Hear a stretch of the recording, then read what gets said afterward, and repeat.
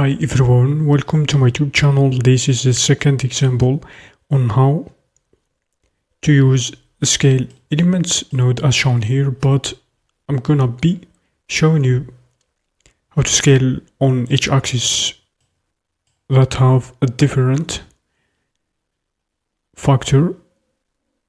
Go over here, let's select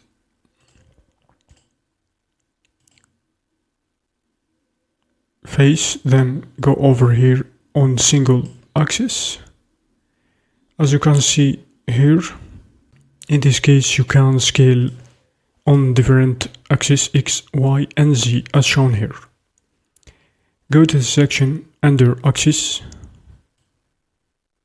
and let's try to scale. Let's see how to do that. You should select single axis, go over here. To scale is set 1 and we gonna play around with this value as shown here. Go over here to the bottom. This is gonna be working for X axis and for Y and for Z axis.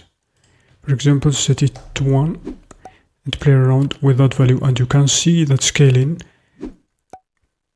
is affecting just the X axis.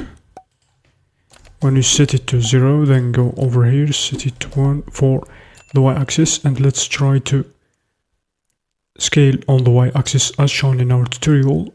Then set it to 0 again, go over here, set it to 1 for the z-axis, and you can scale it on the z-axis as shown in our tutorial. And that's it. I hope you learned something new. Thanks for watching.